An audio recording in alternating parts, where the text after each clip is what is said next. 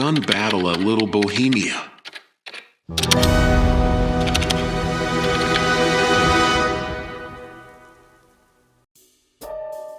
In the bustling year of 1929, Emil Wanaka acquired a plot of land. He meticulously crafted the enchanting haven known as the Little Bohemia Lodge.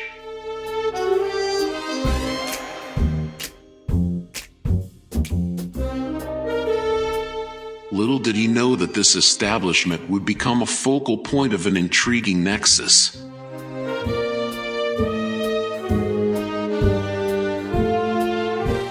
In matters of legality, Wanaka sought counsel from the astute attorney Louis Pickwitt, who also served as the legal guardian for none other than the notorious John Dillinger.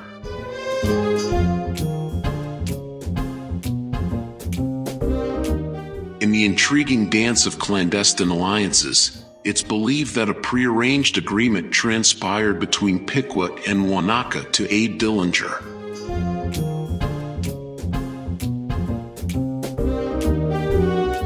On April 20th, 1934, Dillinger, Babyface Nelson, Homer Van Meter, Tommy Carroll, John Hamilton, and Pat Riley, an associate running errands for the gang, along with Nelson's wife Helen and girlfriends of the other men, arrived at the Little Bohemia.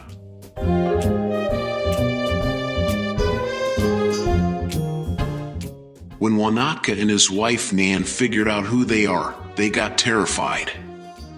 Later, Wanaka confronted Dillinger privately, disclosing his recognition of him from newspapers, emphasizing the sanctity of his home and family.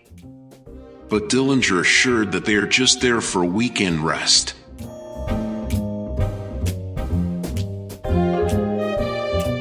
"Don't worry. I want to sleep and eat a few days. I'll pay you well, then we'll all get out," Dillinger told Wanaka, according to accounts. With business languishing and Wanaka grappling with mortgage woes, a financial lifeline emerged in the form of Dillinger's exorbitant $500 rent for a 3-day sojourn at Little Bohemia.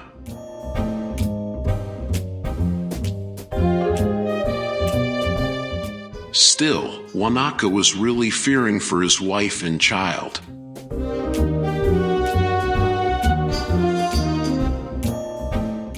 Later, the couple hatched a plan and Mrs. Wanaka made a daring move of delivering a letter written by her husband to a man he knew in the U.S. Attorney's office in Chicago.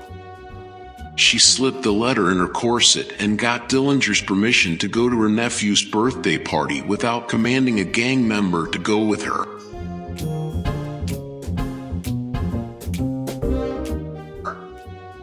She went away with her son, but eventually found that Babyface Nelson was following them, fueled by his innate suspicion.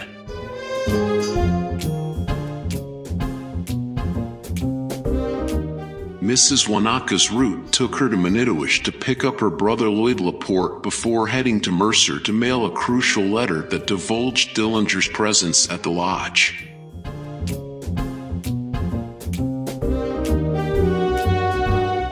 Aside from safety concerns of the Wanakas, the outlaws, each with a substantial bounty, presented an enticing windfall, especially Dillinger's staggering $10,000 reward in 1934, an amount that could significantly alleviate couples' financial burdens.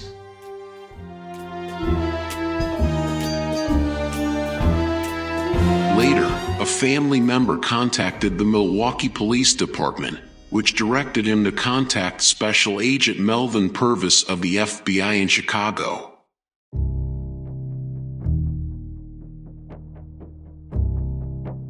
In the intricate dance of power within the FBI, Assistant Director Hugh Clegg was placed at the helm of the operation, effectively positioning Purvis as second in command.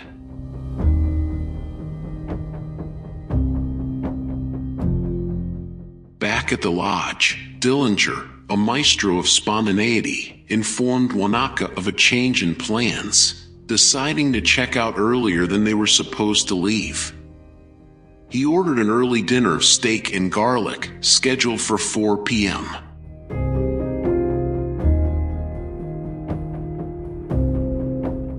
Mrs. Wanaka, tasked with disseminating this news, discreetly conveyed the message to a family member, inviting her into the kitchen and offering a pretext of excess meat for her to take.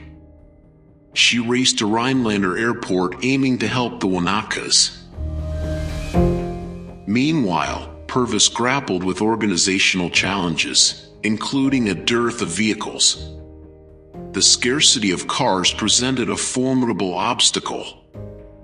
The arrival of the news about the change of plans heightened Purvis's concerns.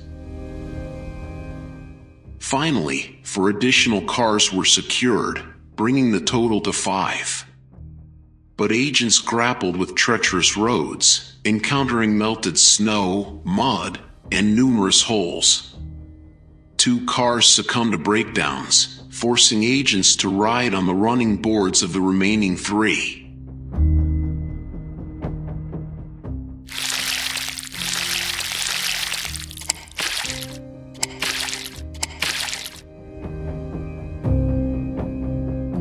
Amid a dark night, Purvis ordered headlights extinguished and cigarettes put out in the pitch-dark night with snowflakes gently falling.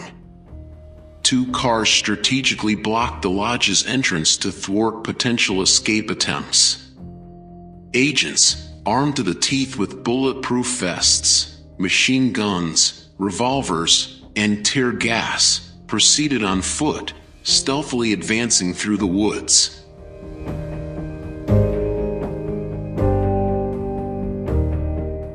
Suddenly, Wanaka's dogs erupted into a cacophony of barks, disrupting the eerie stillness.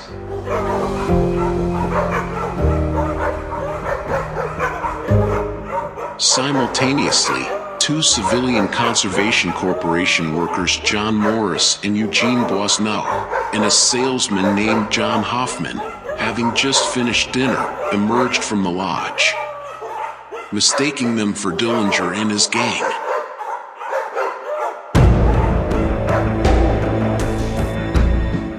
The fleeing vehicle, drowned in the cacophony of a blaring radio and veiled by falling snow, rendered the agent's shouted order unheard. Bullets erupted from the agent's firearms.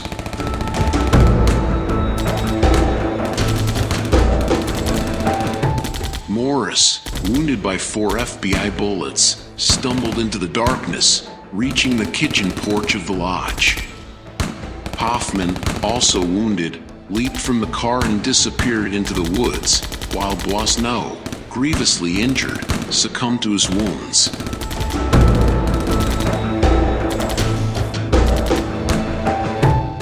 Meanwhile, Dillinger, engrossed in a card game, paid little heed to the dog's frenzied barking until the crack of gunfire shattered the tranquility.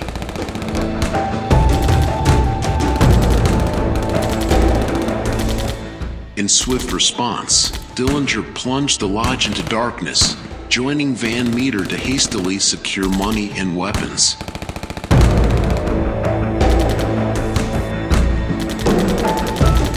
Witnesses within the lodge attested that the outlaws refrained from firing a single shot during their escape. Van Meter and Hamilton executed their exit through an upstairs window at the rear of the lodge, while Dillinger reportedly descended the stairs, slipping away through an unguarded exit.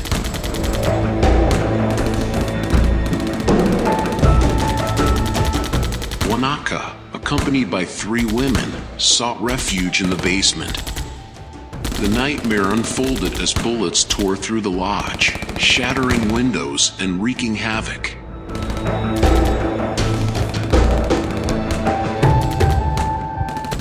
Returning from a transaction in St. Paul, Riley and Pat Charrington found themselves in the line of fire at the main entrance. Reacting swiftly, Riley turned off the headlights, threw the car into reverse, and sped backward onto the highway, narrowly escaping the fusillade of FBI bullets.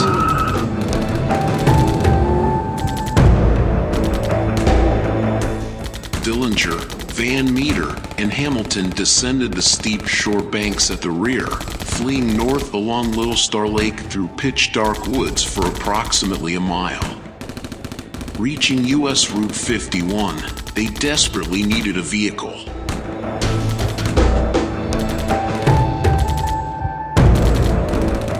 Spotting a Model T across the highway at Mitchell's Lodge, the outlaws knocked on the door. The elderly couple opened the door. They saw Mrs. Mitchell very ill.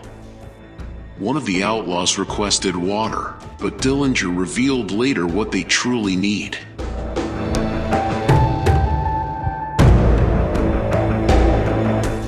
Assuring Mrs. Mitchell that they meant no harm and seeking only an escape from federal pursuers, Dillinger sought to alleviate her fears. With charm and reassurance, he emphasized that he wasn't as menacing as portrayed in the media. Described as the most well-mannered among the trio, Dillinger explained their predicament and requested the use of a car for their escape.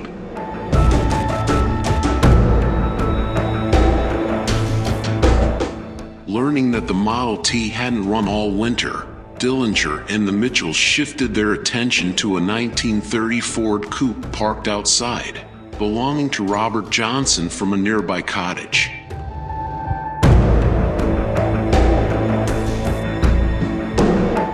While Dillinger stayed with the Mitchells, Van Meter and Hamilton approached Johnson, fabricating a story about Mrs. Mitchell's illness and the need for urgent transportation to the hospital.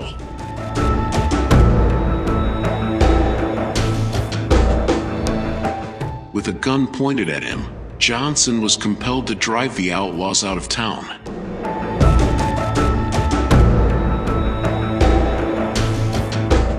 Before their departure, Dillinger orchestrated an unusual scene, ordering everyone outside onto the porch. Despite Mitchell's objections due to his wife's illness, Dillinger, displaying an unexpected touch of empathy, wrapped a blanket around Mrs. Mitchell and assisted her to the porch before making their exit.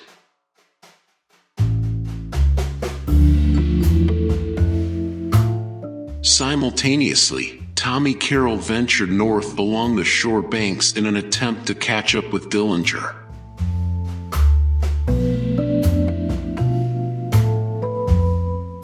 Meanwhile, Nelson, unable to resist engaging with the agents, became the final outlaw to flee the resort. Before disappearing into the woods, Nelson exchanged gunfire with Purvis.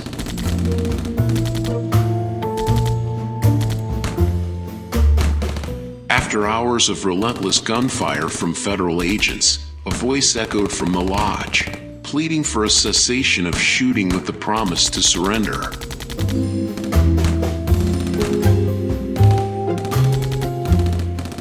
A brief pause in gunfire allowed the three shaken women, Helen Gillis, Jean Delaney, and Marie Comforti, to exit the lodge without conflict, surrendering their custody.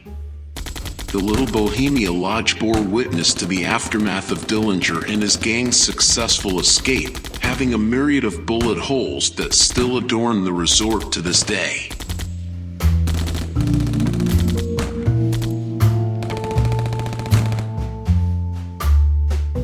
As the echoes of gunfire faded away in the quiet Northwoods, the events of the Little Bohemia Lodge gun battle left an indelible mark on the pages of history. The aftermath brought a mix of relief, justice, and reflection to the individuals involved and the community that witnessed the dramatic events unfold. Law enforcement's pursuit of the notorious gangsters, led by John Dillinger, ultimately succeeded. The FBI continued its relentless pursuit, and in the months that followed, several members of the gang were apprehended either through capture or fatal encounters. The Little Bohemia Lodge incident proved to be a turning point in the fight against organized crime during the infamous era of the Great Depression. For the innocent bystanders caught in the crossfire, life slowly returned to normalcy. The lodge, once a battleground, began its journey towards recovery. The bullet holes in the walls were patched, shattered glass replaced, and the scars of that night began to fade. The resilient spirit of the community persevered, as they found strength in unity and support. The FBI's tactics and strategies underwent scrutiny and revision in the aftermath of the Little Bohemia Lodge incident. Lessons were learned, procedures refined, and new approaches were adopted to ensure the safety of both law enforcement officers and the public. The incident became a catalyst for improvements in law enforcement practices and the ongoing battle against organized crime. As time passed, the Little Bohemia Lodge transformed from a symbol of violence and chaos to a reminder of the importance of justice and the resilience of communities.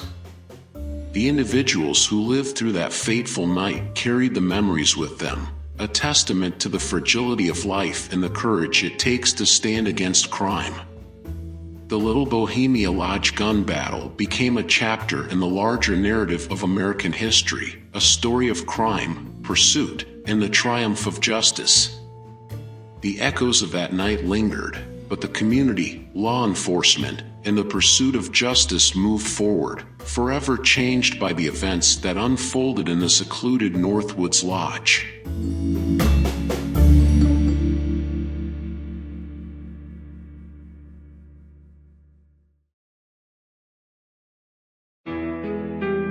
And with that, we have come to the end of our video. Please don't forget to hit like, subscribe, and click that notification bell. This is Ben saying, see you next time.